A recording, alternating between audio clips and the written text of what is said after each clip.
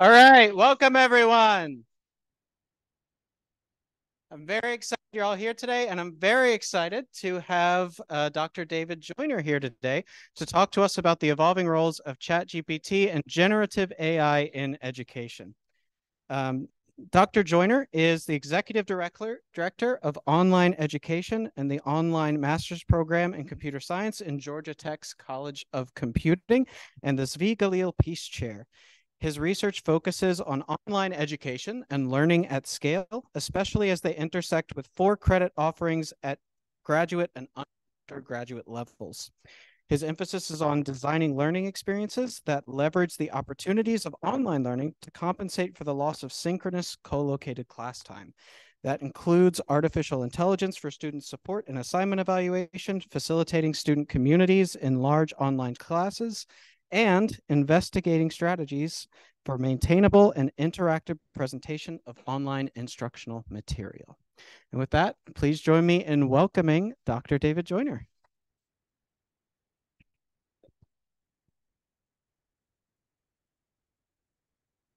Hello, everybody. Let's see if this works.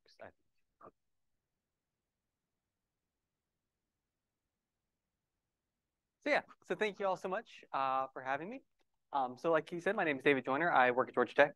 I mostly teach computer science classes online and run our online master's program, which has been interesting the past few months because I teach online and I teach AI online. We teach a little bit using AI online. And for a long time, that was kind of toiling in obscurity because, we did our little things and no one cared. And then about a year ago, suddenly everyone started to care. And so it's been kind of a whirlwind the past year. Most of the stuff I've been asked to talk to people about in this area, because I've given some I should preface this by saying, feel free to ask questions raise your hand or anything like that. I've given some variation of different portions of this talk in various different kind of places, and I often find the audience and the familiarity and things like that differs enormously from people who have not actually heard of this thing to people who have used it far more than I have. And begs the question why I'm the one talking. So feel free to ask questions and that'll help me figure out what is most interesting. The early kind of phase that we went through with this revolution, I found a lot of people who were really kind of intimidated by it and worried about what this all meant for the future of education, because what does it mean if you have a tool that can just do whatever you're asking students to do? And I always like to start by going through and looking at some other things that have been looked at the same way as ChatGPT and generative AI in education over the years, such as calculators, which, calculators are apparently protest. I only found this in the context of someone referencing the reaction to ChatGPT in education. So it was interesting to see this news article come out. So I'm not the one to mention. But, people commenting on calculators being used in education, what that was going to do to students' mathematical learning. Before that, there was some pushback against printed news media. I don't know why I'm behind myself. It's a screen back there. Backslash against printed news media, and that was going to overwhelm people with the amount of news that was now available, as well as this perception. This one I find really interesting as someone who teaches primarily online. This perception that historically people got their news from a pulpit, and so it's kind of a social experience to get your news from the town crier. And now if it was going to be in print, it was going to be people isolated on their, in the newspapers and things like that. Before that, it was books. And the overabundance of printed books was going to create a amount of content that was going to be seen as harmful to education because people were going to have way too much available to them. And before that, it was writing itself, which is always a fun example.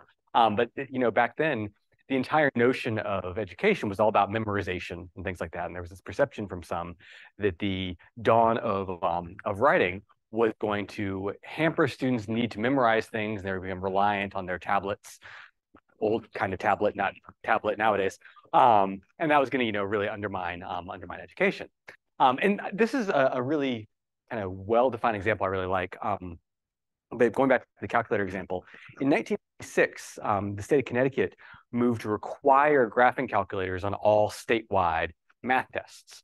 And 11 years later, California moved to prohibit the use of calculators on all statewide math tests. So you had an 11-year period for one particular new technology where the views of it were different enough that early on, one state viewed it as so important that they would require it, whereas a decade later, another state viewed it as so problematic that they would prohibit it for various kind of different reasons. Now, as we know, nowadays, these kind of tests now require that very, very widely. We kind of know where things ended up going, but it kind of echoes this transition period where these things kind of go through.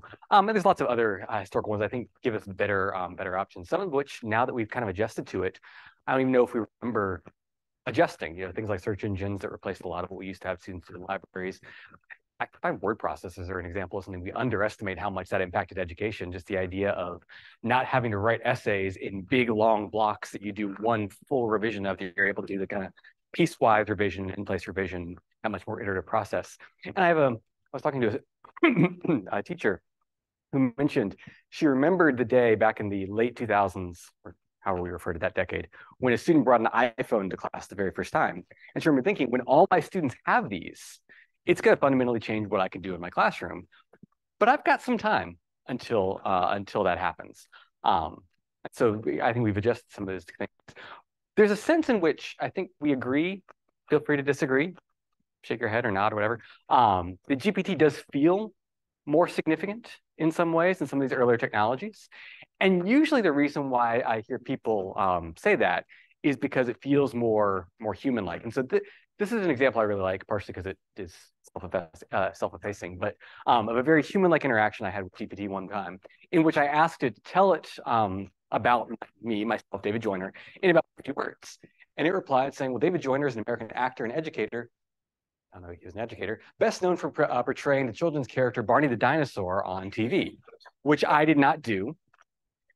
I was really excited as like a 7-year-old to see my own name in the credits of Barney the dinosaur because it was not me.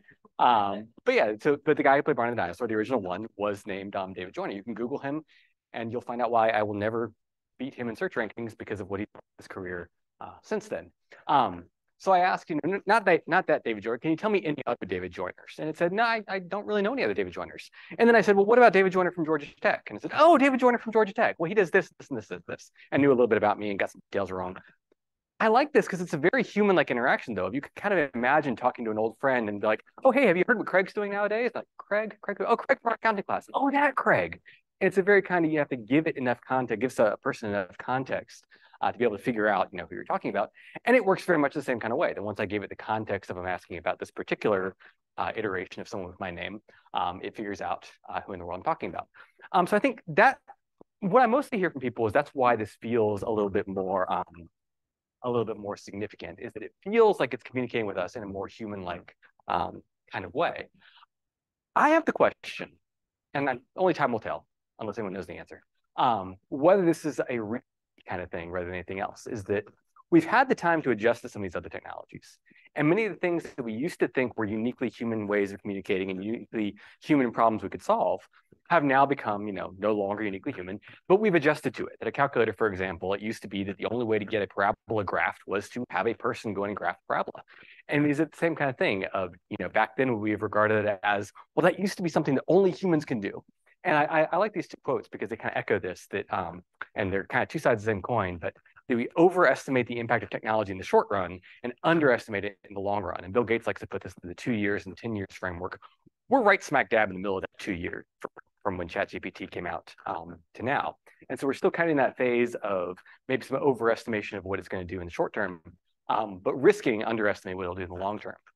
And so that might be the same kind of thing. I think as I've given versions of this kind of talk over time, I've seen this same kind of thing of, early on when I would talk to teachers about this, the reaction I would get was, oh my gosh, all my students are going to use ChatGPT and I'm never going to know, and what am I going to do as a teacher? And now the reaction I usually get is, oh my gosh, all my students are using ChatGPT. I know they're doing it. It's easy to tell. I just don't know what to do about it. And so we've already seen something of that, that transition happen from fear that we're not going to know what's going on to now just trying to figure out what to do about it. The other is, and this is, excuse me, in my opinion, one of the bigger reasons why we, sorry, my axis labels aren't appearing, but whatever, that ChatGPT feels so much more significant in a lot of ways, is that we look at some other technologies, in fact, there we go, some other technologies in terms of how fast they took to really catch on and ones that really impacted education. Think of the way telephones, we don't usually think of the telephone in terms of how it impacted education, because most of us grew up with that, so we never saw the impact. But television and computers and cell phones, the way they went on to impact what we do as teachers, we had a long time to adjust to many of these things. Like the iPhone example of it was 3 years from when it came out to when it reached 50 million users. And most of those users, I'm guessing, were not high school and college students. There was a lot of business people and things like that. It was a few more years we had it coming out. Whereas ChatGPT reached 50 million users in a month. And really, for our students, it landed everywhere overnight. I like the example of imagine if when Apple released the iPhone, it wasn't just a case of releasing an iPhone and spelling it out, but they just mailed one to everybody in the country overnight, and everyone just showed up to school the next day with this thing in their pocket. How would that have changed how we adjust? And so that's kind of what happened with ChatGPT, which I think is the big reason why it feels so much more significant. I like to compare it to other things that took 1 month to reach 50 million users, like Pokemon Go and Angry Birds. Does anyone ever draw something? It came up when I was doing this kind of research about things that have become really, really popular really, really fast.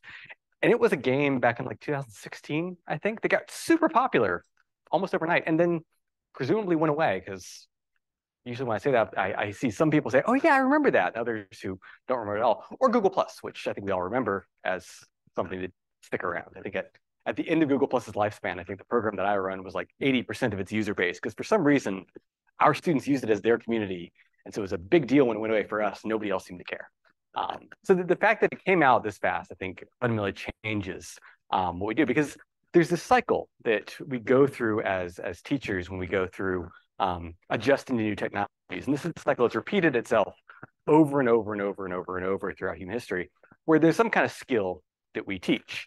And then technology comes along that performs that skill in some ways. And technology, we have to take a very generous view of what I mean here. Things like tablets back in the 5th century BCE that were emerging on the scene. I don't actually know the history of how tablets came at that time, but something like that became something that does the skill of memorizing. And so technology here is a very, very generous term, not digital technology, but any kind of technology. Something comes along that does the thing that we've been teaching students to do for us, for them. And then we all panic. I say panic in quotes because the media, I think, portrays us as panicking, and some of us do panic. I think more of us are usually in that area of kind of thoughtful, what does this mean for me day to day, and things like that, about what and how we have to teach now that this new thing is around. And then we revise our curriculum based on new technology, and we go back to teaching some skill. And this cycle kind of has repeated itself many, many times. So we can see ChatGPT through this. If anyone knows a name for this, I'm sure this is not an original idea I came up with. I just have not found someone who proposed it as a unique theory. So, y'all have more people who do research education here than we do at Tech. So if you know of a name for this, please let me know so I can credit the right person. It just seems kind of forward. But there's a twist that also happens, which is that teachers don't go back to just teaching the same skill they taught in the first place, because that was the entire point of adjusting. We adjust to teaching some new higher order skill, that something has changed about that process. And as a result, we see students able to do either new things they couldn't do before, do the same things they were doing before, faster with more efficiency, or there's something that changes about the process based on the existence of this new technology. It's not all this defensive kind of reaction. So that kind of brings me to the story of part of how I ended up talking about this with people is that yeah, go ahead. I just have a thought about that. Yeah.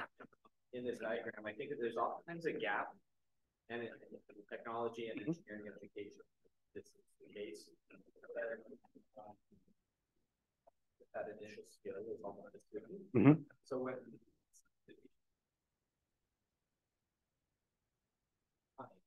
equip them, use the new technology to teach them, or that does these skills for them. Oh yeah, absolutely.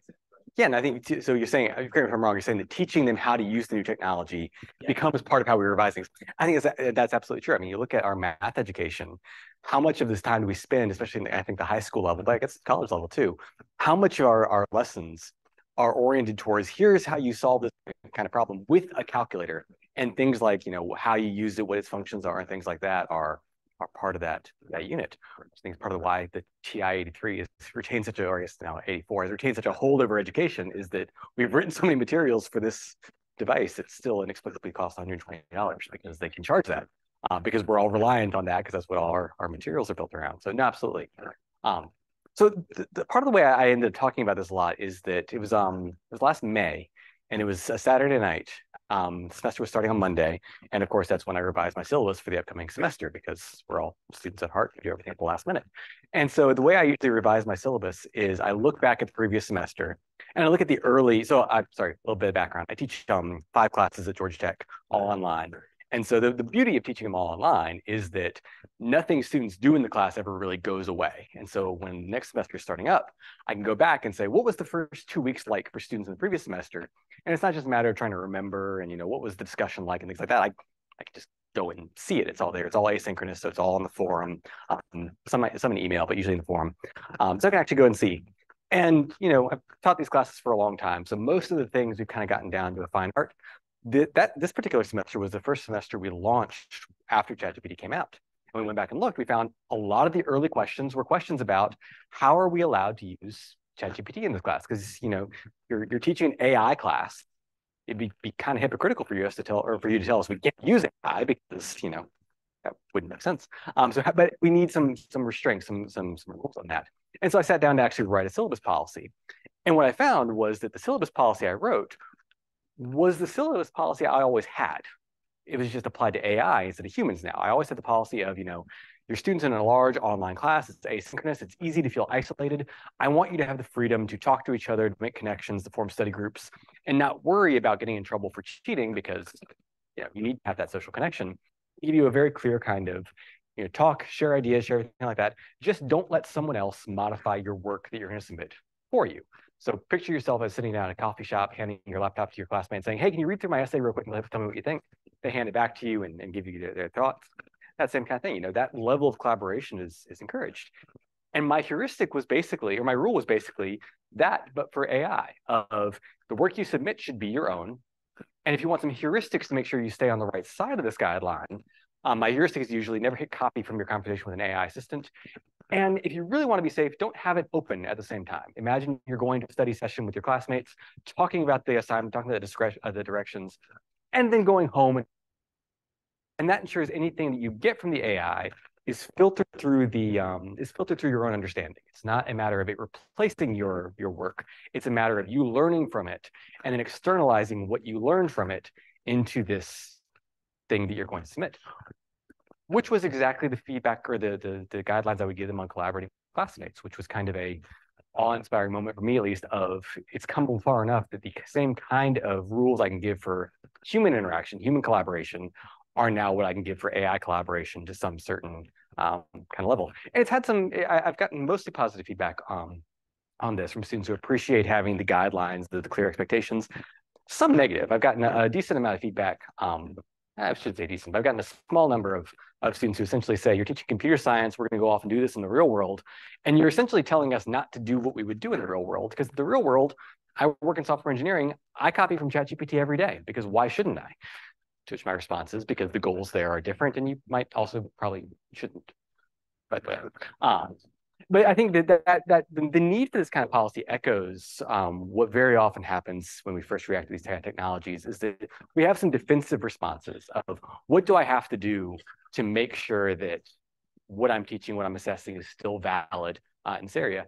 And these kind of things come around relatively rarely, I think. We see a lot more opportunities for things coming along to have kind of a proactive opportunity, but it's relatively rare that we see a sudden seismic thing that we all as teachers have to react to, because if we don't react to it, something will go wrong. It's more often that we'll get something that we could embrace, we could use, but that we don't. Interestingly enough, though, we've had this twice recently. I think COVID actually had the same kind of reaction of when we're all forced to go teach online, we had to do some of the same kind of defensive reactions of, now that I'm forced to teach online, I can't get all my students together in a room to take a test and watch and make sure that you're doing it on your own. What do I do in response to that? We have some defensive reactions. But I think we saw the same kind of thing with COVID, which is what I actually end up talking more about since I specialize in online education. Is that as time went on, we saw a little bit more embracing some of the flexibility that could come from some of these new tools. One of my examples for this, and I'll go through this a little fast because this is a little bit niche, but I just kind of enjoy it as an example, or I might pause because I need to take a drink. Is I was talking to the Atlanta Enrollment Consortium, which is a group of colleges in Georgia and their admissions officers. And they asked a couple of us to come and talk about ChatGPT because what they were seeing was ChatGPT being used a lot in admissions essays. and they didn't really know how to handle that because it's a unique kind of area. Admissions essays are not a place where you're giving students a grade. You don't have them as students in your school. You can't write them up and send them to the Office of Student Integrity if you want to. And so it's an interesting kind of situation. And different people had different kind of views on it. And so I put up these two essays as two different examples for a room full of people who read essays, as part of their job, and ask the question of which of these are written by AI. You can take a drink and pause for my voice. I mostly teach online in part because my voice gives out after about 20 minutes of talking in front of an audience, which doesn't work if you teach in person. Yes, I'll pause for a second, let you read those, or the URL out there if the text is too small for you to go. QR code doesn't work anymore as of like Monday, but.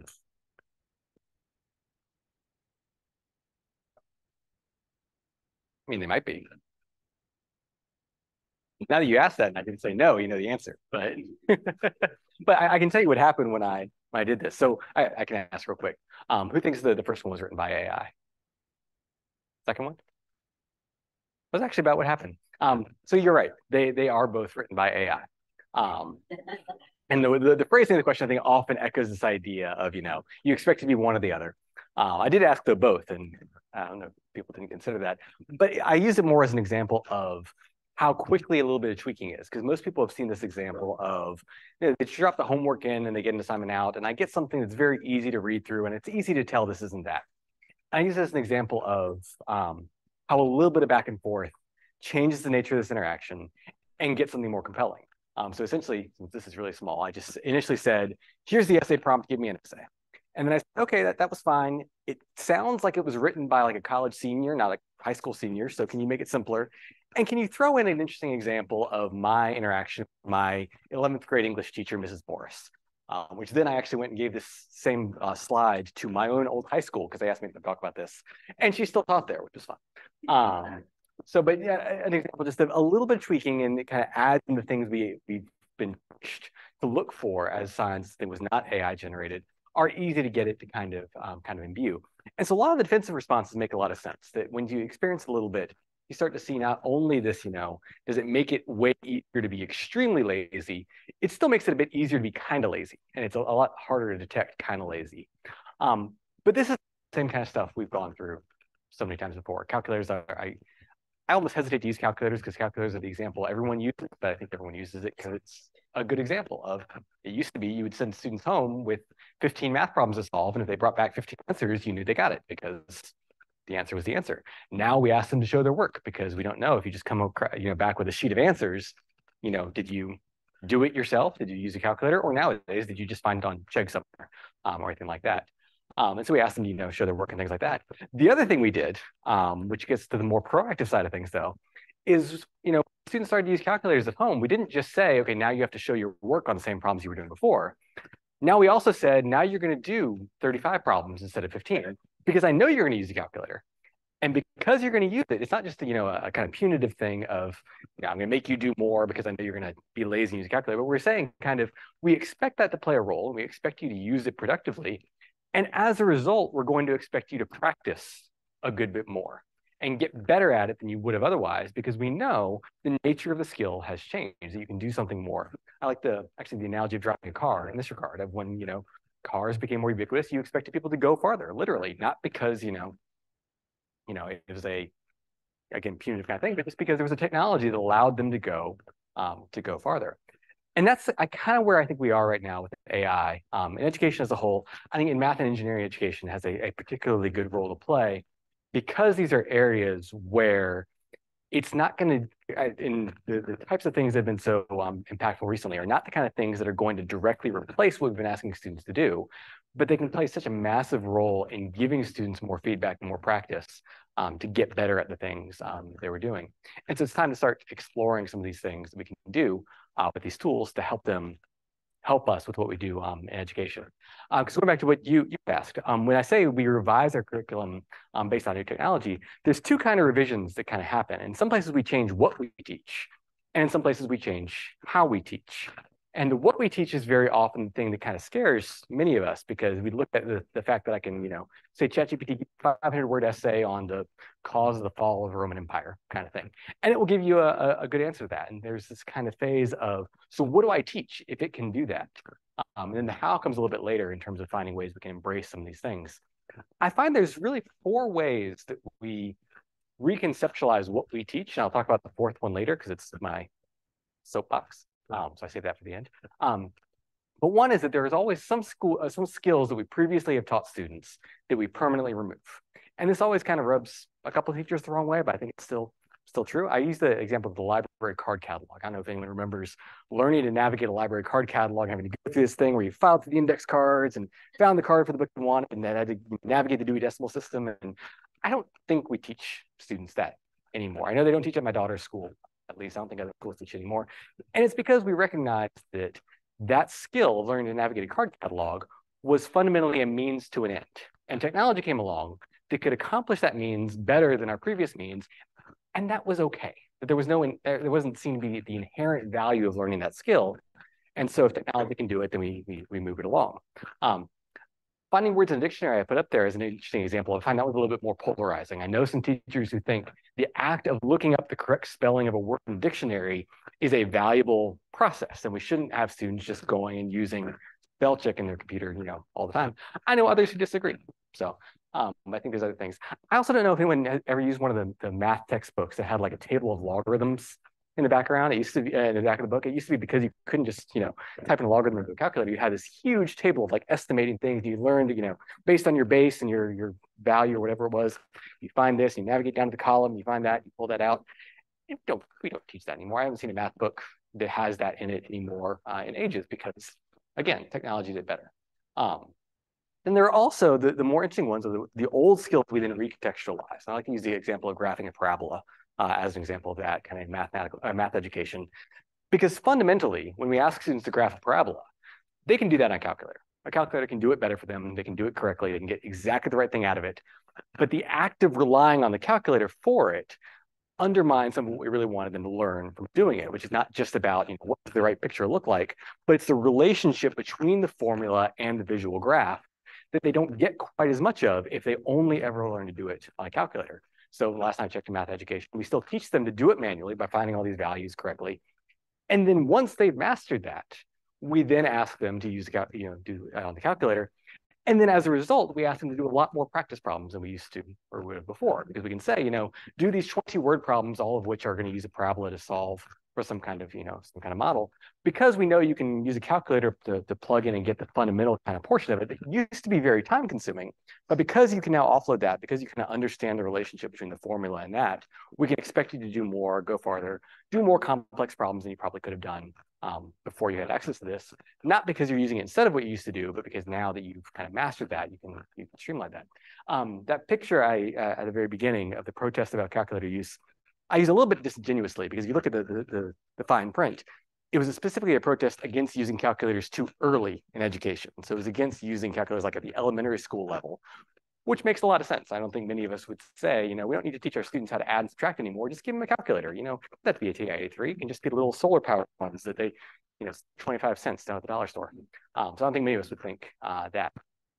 The exciting area are the places where entirely new skills are unlocked, which in some places can actually be a little bit hard to kind of retroactively find because we've so heavily integrated them into the way we teach nowadays that we kind of forget that they really came as part of a technological innovation. But I like the example of micro-editing essays, especially. Look at the way we used to do essay revisions. And again, at my daughter's school, they still do a little bit of component of this, and I don't think they should, but that's neither here nor there. When we used to write essays, we would write an entire essay, submit it to our teacher, get all our feedback, and then write it all over again, incorporating that feedback from scratch. You wouldn't have the little micro errors of, okay, the grammatical error there, so I'm going to fix it right there, and now move forward. And this new process, based on having word processors, is a fundamentally different kind of thought process about sculpting this, that it's not broken into these very discrete phases of revision and things like that. It's more of a continuous process, almost like sculpting of, slowly molding it to be what you want. And that's something that we only unlocked based on having some of these technologies.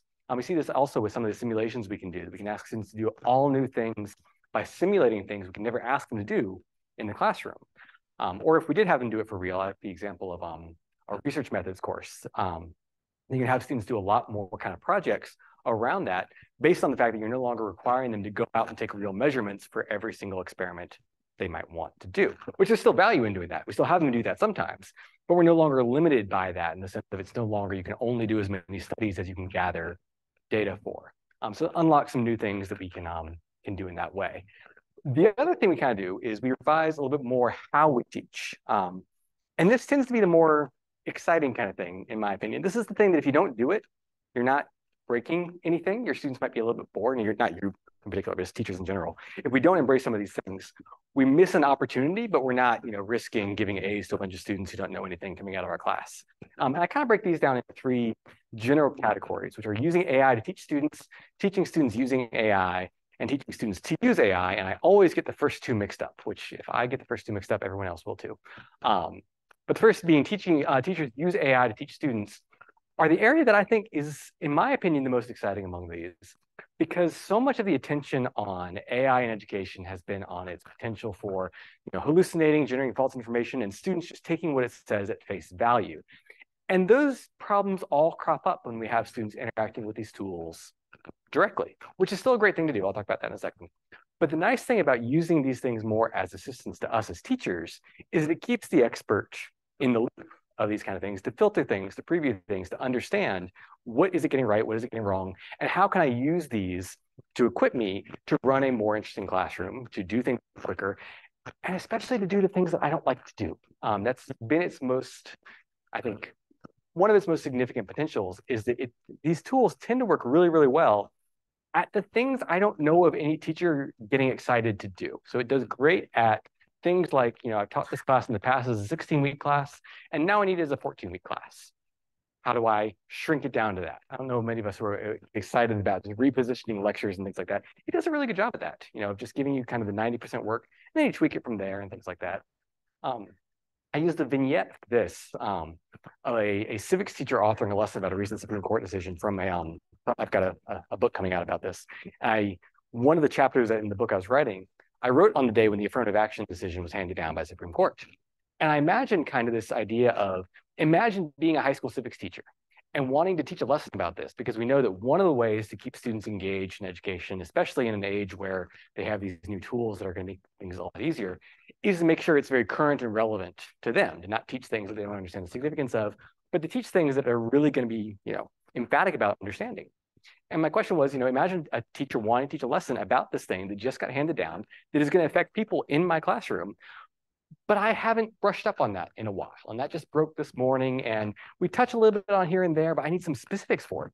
And going through the exercise of talking to ChatGPT and saying, okay, I need to author a lesson on this. Can you give me some of the historical background on this? Can you give me this? Can you give me what the decision was? Can you pull out, even with some of the newer things they've added to it, can you pull out some specific things that have been written already in analysis about it? And it's possible to put together a very compelling hour-long class on this topic in about 10 minutes that the teacher is going to be following along with a little bit.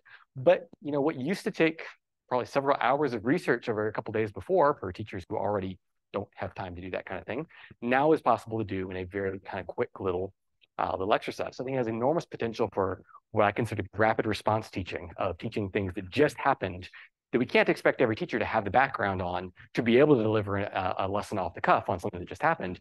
But it has a enormous potential to filter it, but then to provide it to a human expert who can then tailor it to their own students and things like that.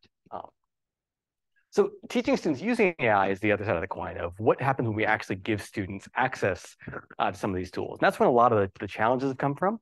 We've seen a lot of instances of people misusing these tools. All the concerns about plagiarism come from misuse and things like that.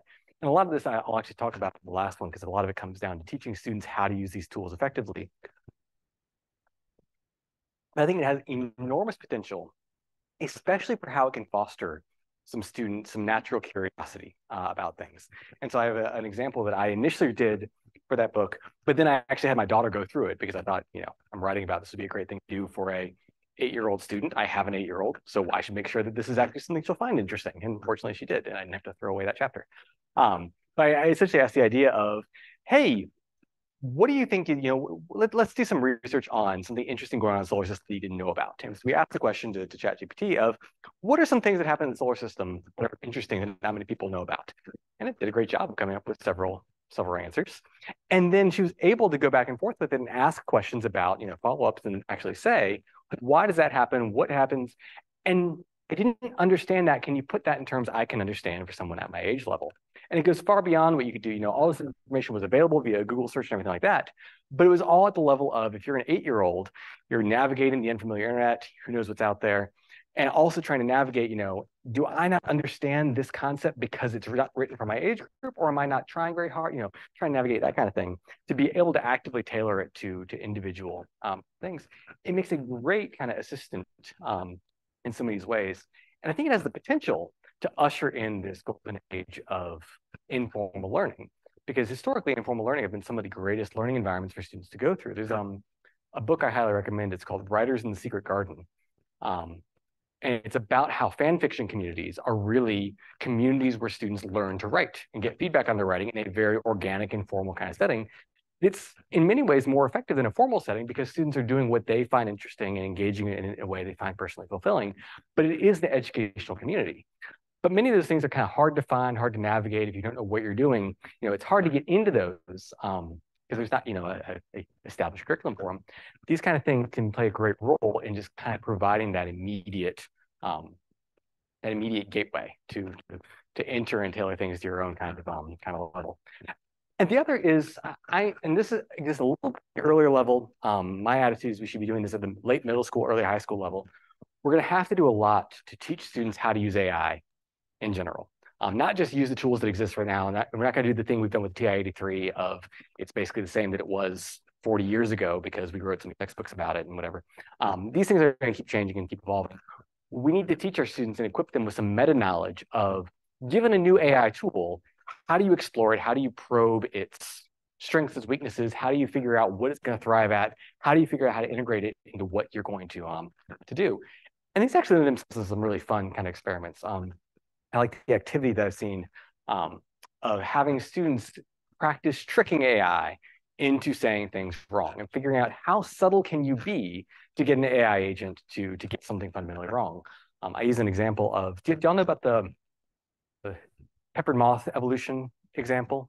So peppered moths were in London during the Industrial Revolution, and very rapidly they evolved to be primarily white, primarily black, to blend in with the new pollution-covered buildings and things like that. And so we know how it happened, but I wanted ChatGPT to give me an alternate explanation for it, and basically said, hey, here's your alternate explanation. Give me some data to support this, which it completely made up, and initially was kind of reticent to do so until I said, no, but pretend it is real. And you can get it to say whatever you want. If you just say, well, pretend, sorry, my daughter was this way when she was a little bit younger of, you know, say, can we go to the park today? And I'd say, well, we can't go to the park today. Well, let's pretend we can go to the park today. And it works very much the same kind of way, which there's probably something deeper in there about how it functions on the inside of, you know, just tell it, well, pretend like that. Or any other kind of safeguard. That's been one of the hot areas for AI research has been, there's lots of things contained in its knowledge base that you don't want it to share details about.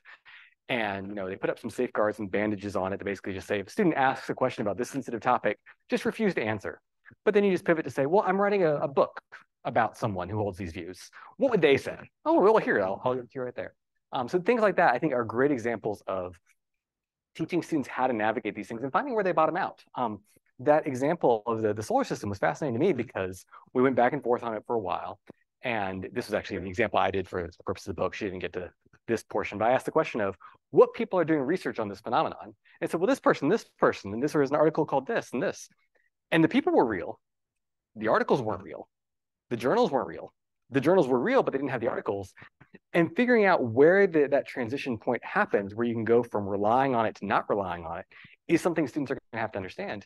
Because otherwise, that's how we get the stories we've all read about recently of lawyers filing briefs that have, you know, completely made up references. Or in my class, students, I have an assignment that was due last Monday, where students have to go pick 2 papers from a conference and then write about them.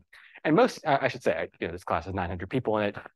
98% of them do very well and engage with it. Well, maybe not 98%, but 95% do very well.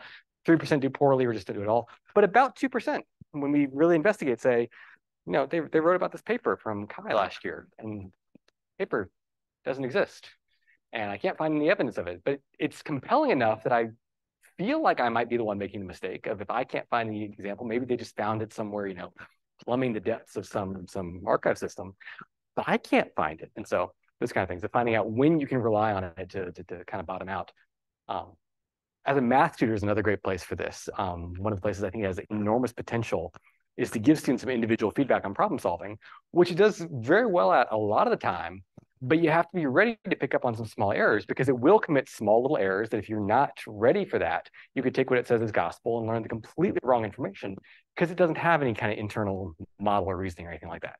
So teaching students more about how to use this effectively in their domain, in their field, is going to be important, not just for the way the tools are right now, but as they improve, to be able to probe those improvements and figure out what can I do now that I couldn't do before. That all leads me to my soapbox, which I'm wrapping up, and then we'll have time for questions. I mentioned earlier that there's four ways we revise what we teach. And this is the one that, so everything I've said, I've heard others say. I was actually at a conference called the Online Learning Consortium a couple weeks ago. I know there were some people from UGA there. I don't know if any of y'all were there. And about 25% of the program maybe was somehow generative AI based, which is a significant portion compared to last year when 0% of it was. But I found most of the things that we were all saying, we were all kind of saying the same kind of things. We all had the same kind of ideas. Most of these bottom three things were things that others were saying as well. This top one is the one that I see a major risk that we are underestimating, which is that everything I've talked about so far about using calculators to solve math problems and everything like that has all been very functionally oriented in the sense of you're solving this problem to do something. If it's math, it might be designing a pipe that can, deliver water more efficiently through a filtration system. If it's writing, it might be writing letters that can convince your local congressman to change their view on something like that, or to vote in a certain way. And they've all been kind of, the skills we teach are a means to an end, which very often is how we think of a lot of things in education. In fact, that's a battle I see in our program, that most of the faculty in the program I teach in, we don't view ourselves as job training, even though that's what many of our students are there for, is skills to have a job. And in some ways, I think that's what makes it effective, is that it's not the really narrow things that are, you're going to apply on day one, but it's the broader thinking skills and things like that. I think we generally think of ourselves more as kind of the harbor of knowledge, the clears knowledge, that propagate it forward, knowing that this is going to have significant job kind of applications. But so much of what we teach is tied to some particular kind of, you're going to need it. The classic question, when am I ever going to use this? Well, here's all the ways you're going to use it in the real world. But very often, I think we lose the fact that some of the things we teach because for a decent number of our students, they're just going to enjoy doing it. And that's very often things like, playing piano, doing art. We don't teach, I think music education, at least in my area, is still required for kids in elementary and middle school. And I don't know of anyone who thinks that we do that because we expect every one of our students to go on to become a pianist or a concert singer or anything like that. We do it because we think it's enriching and because many of them are going to find they love it. And that's personal fulfillment to them. I've also talked to, people involved in some of these things who view some of these things as, why would I bother painting a picture nowadays when AI can just do it better than I could? And that's a very kind of aligns with much of our kind of cultural view of some of these skills. Of if someone else can do it better, why are you bothering to do it yourself? When the answer to that is because you enjoy doing it yourself. And the fact that an AI can paint a beautiful watercolor of a sunset does not take away from the fact that you enjoy doing it yourself. So why not do it yourself? I think more and more we're going to have to emphasize many of these kind of things, because if you go into it looking for something that you can do that AI will never be able to do, it's always going to just a matter of time. That the fundamental goals of these kind of projects are to do anything people can do. And when it's things like, doing certain things faster to make certain things more efficient, that's fine. But there's this risk that people will think, AI has taken away my ability to do art because it can do it better, when doing it better was never the goal of that. It was doing it because you enjoy doing it. You get that kind of personal fulfillment. And we'll have to, I think, emphasize that to students, because otherwise we'll have a generation of people who will just grow up extremely depressed, because it will seem like our essential humanity has been outsourced, where the thing AI cannot do is enjoy anything. It can't enjoy doing it. It can't derive the personal fulfillment from engaging in the activities. And that's what we do. So that is my soapbox.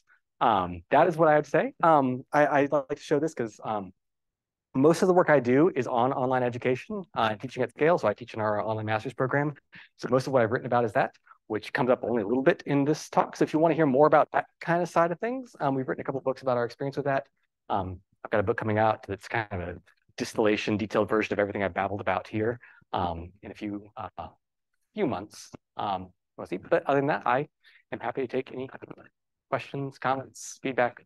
Tell me I'm wrong about things.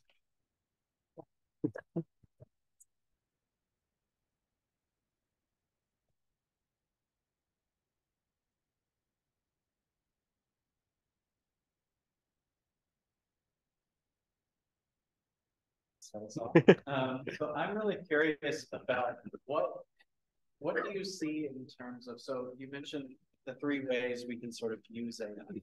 And that last part was about teaching students about the limitations of AI. What preparation do you think would be helpful for us as instructors in understanding those limitations in terms of like creating a lesson plan? Yeah, no, I think one of the big things that I encourage everyone to do is take an assignment that you use in your class and essentially try and do it yourself with these tools for a couple different reasons. One is that it can prime you on the kind of patterns of mistakes people will make. That if you're really focused on detection, it can help to just understand, you know, what I've observed, for example, in one of our classes, we have a particular assignment where we ask about a particular kind of misconception, and we ask them to apply it to a particular game of any kind, video game, board game, whatever. And what we discovered was after ChatGPT came out, the number of students using rose tremendously, because sure enough, if you go and ask ChatGPT for its thoughts on this assignment, chess is the example it'll choose 9 times out of 10. And for many of them, it was clear they were still doing a lot. They included some insights that at least I've never seen come out of ChatGPT using our vocabulary that's not very present there. So it's clear for some, they either would have chosen that anyway, or they would have learned from it. But it primed the TAs to kind of know, if I see a student using chess as their example, I want to be particularly aware of this kind of error, this kind of omission, things like that. So part of it is just to understand the misconception or what you'll see from students there. But I think the more interesting places are a couple. One is to ask the question of, given what it can provide to this, how can we, you know, further expand this activity to be something that is still pretty authentic and pretty what's the word? It's a word to me. Essentially, expect them to go farther to basically say, if you're going to use this, then this is the kind of feedback you're going to get. I'm going to instead expect you to correct these kind of things. And so to pick up on the kind of things that people are going to get wrong, to sculpture activities that specifically target those kind of things is helpful. I've also had some of the best results essentially showing students that, saying, okay, so here's going to be your assignment. By the way, here's what happened when I did it with ChatGPT, and it got these kind of things wrong. And so if you're going to use this kind of thing, here are the kind of things you should be aware of that it's going to struggle with, and you need to think about how you're going to address this. And then kind of get this tacit learning opportunity to see, an expert was using this to do this kind of thing, where is it going to go wrong, and learn from that kind of thing. It takes some, you kind of have to have a particular classroom culture, I think, to do that. That I know some have tried it and essentially found that it was kind of, if you have a very kind of authoritative classroom culture, it's a bit hard to do that, because you, in some ways, you're not deferring to a different authority, but you're acknowledging that students have access to a different kind of authority. I think it's good to do that anyway, because they have had the internet for a while and they had that anyway. But kind of, it shows them how this integrates with things in the real world. And I think it really keeps that emphasis on authenticity there of, you know, many of our students are going to think, you know, you've been teaching this class for 15 years. You're probably teaching it the same way now that you taught it 10 years ago, even though this revolutionary new technology has come out. And so I think you know, our students very often learn how to take our class as much as they learn the material of our class. And if part of that is them thinking, well, when David designed this class, he didn't think I was going to have access to this, so I can use this to get all this unfair advantage. To show them, hey, I did this, I tried it with this, and here's what I got, kind of pulls the rug out from under that to say, and I'm aware that you're going to use this kind of thing, and I'm okay with it, because here's how I know you're still going to learn what I want you to learn out of it, because you're only going to get this far. And because I know you're only going to get this far, maybe I want to go ahead and get you that far there. So.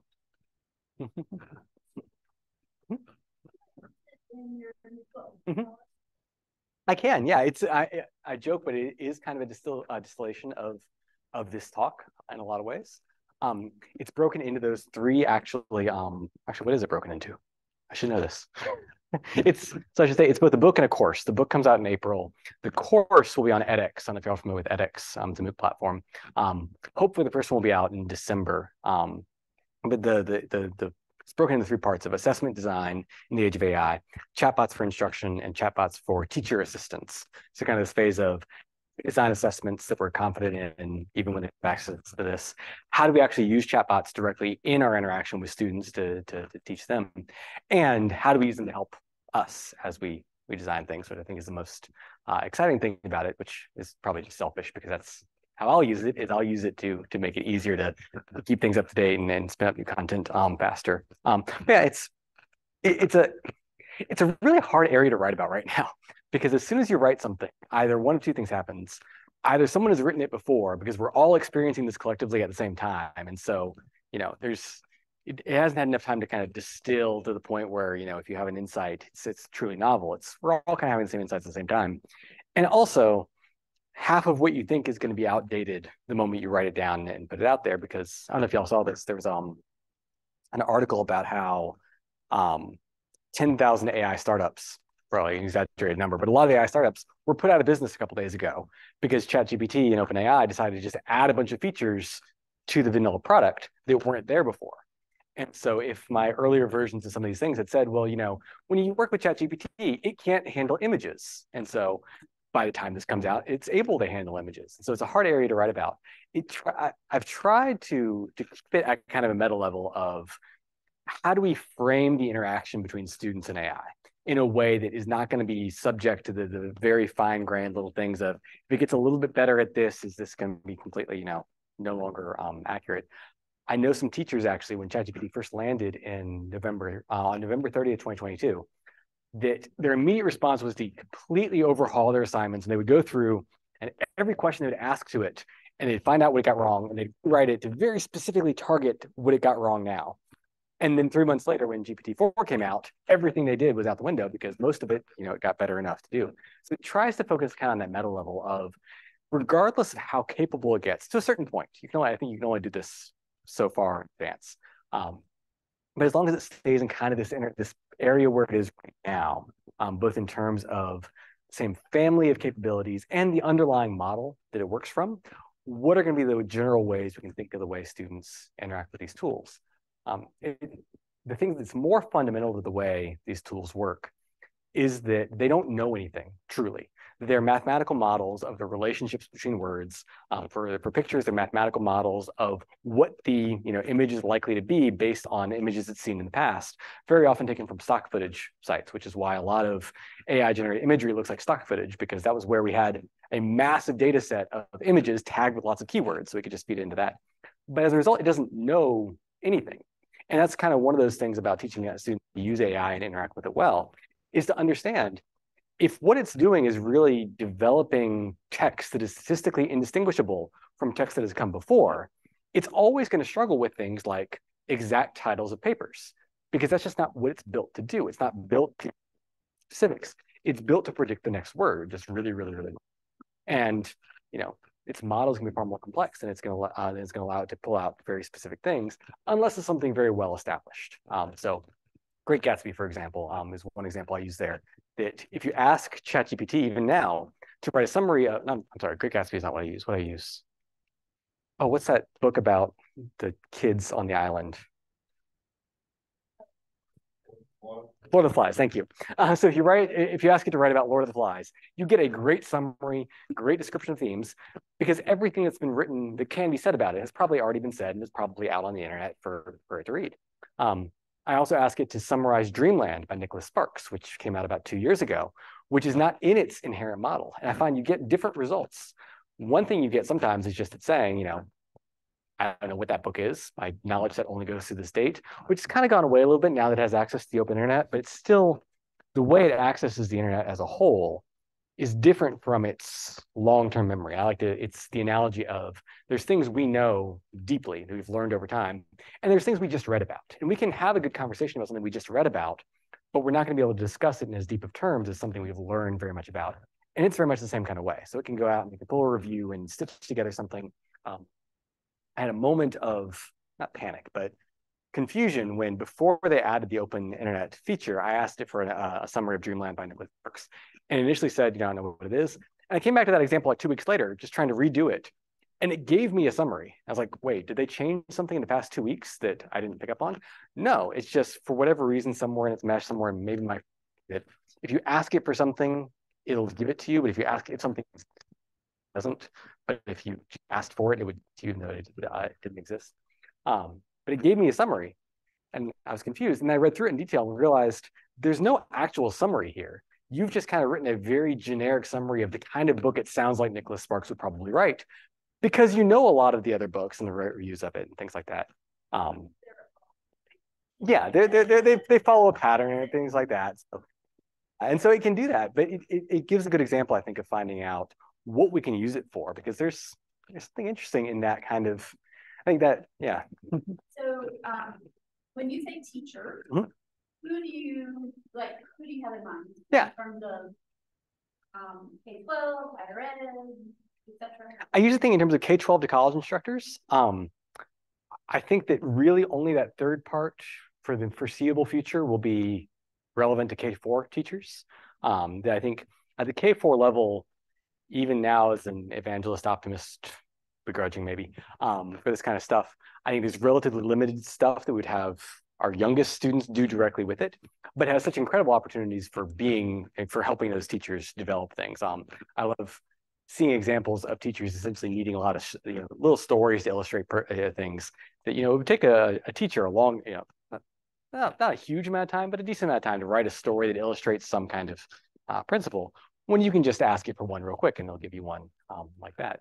But really, I think most of it's relevant to 5th grade through 12th grade, and then college instructors in particular, across all fields. And so I think ChatGPT, especially being conversational, there's such a tendency to view it as the realm of English teachers and philosophy teachers and things that are essay-based.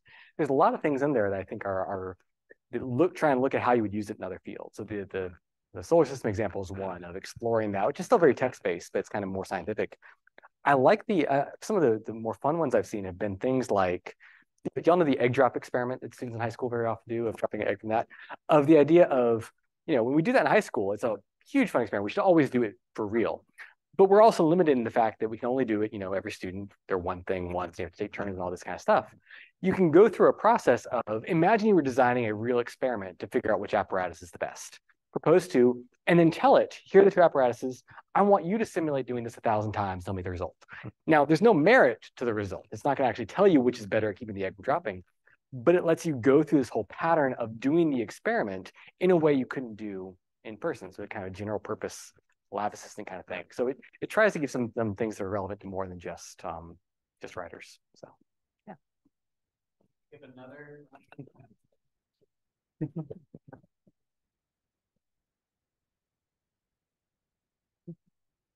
Right. Thank you everyone so much for coming.